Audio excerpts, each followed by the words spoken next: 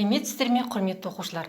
Сіздермен бірге Алматы облысы Балқаш ауданы Ағдыла орта мектебінің көркем еңбек пәні мұғалімі Өксікбаева Раушан Көштайқызы. Оқушылар, бүгінгі 2 сыныппен өтетін сабағымыздың тақырыбы су асты әлеміне саяхат.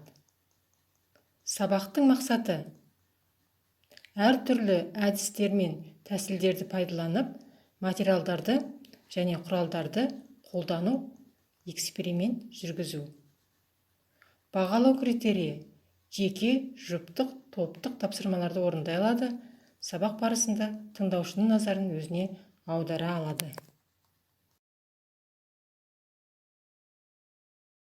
Саяхаттың түрі көп, балалар.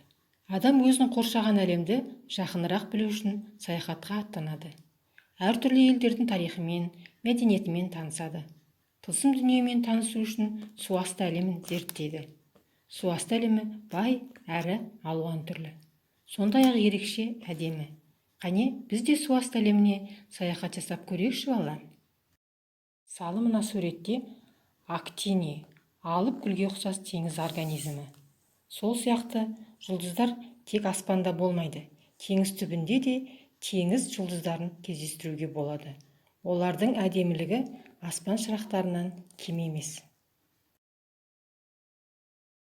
Олай болса, балалар, теңіз түбін мекендеушілерді бейнелейтін боламыз. Суасты әлемінің өзінде бірнеше балықтарды, медуза, сегізаяқ, теңіз жұлдыздары, маржандар мен балдырларды кездестіруге болады. Балықты салу қиын емес. Балықтың басын сопақшалау келіп, денесіне жалғасады. Кейде дөңгелек не үшбұрыш пішінді болады. Денесінің құйрығы мен жүзбе қанатын өзгерте отырып, әртүрлі балықтарды бейнелеуге болады. Оқулықтарының 110 бетін ашып, суреттерге назар аударыңдаршы кәні.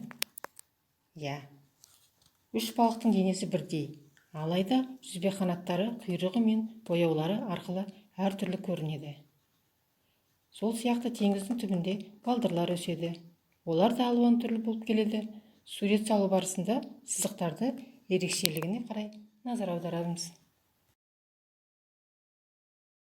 Сол сияқты медуза саңырауқұлаққа ұқсайды. Тек аяғының орнында оның имек қармауыштары болады.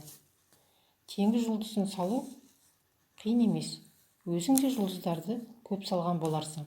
Алайда теңіз жұлдызының сызықтары тік емес, керісінше нәзік әрі толқын тәріздес болып келеді. Нөмірі 2 жұмыс дәптерлерінің 26-27 беттеріндегі тапсырмаларды орындаймыз. Міне, балалар, біз бүгін сендермен суасты әлеміне саяхат жасадық. Суасты әлемінің тыныс тіршілігін білдік. Олай болса, ББ әдісімен білемін, білдім, білгім келеді деп кері байланыс жасап көрейік. Сабақ аяқталды, балалар. Сау болыңдар.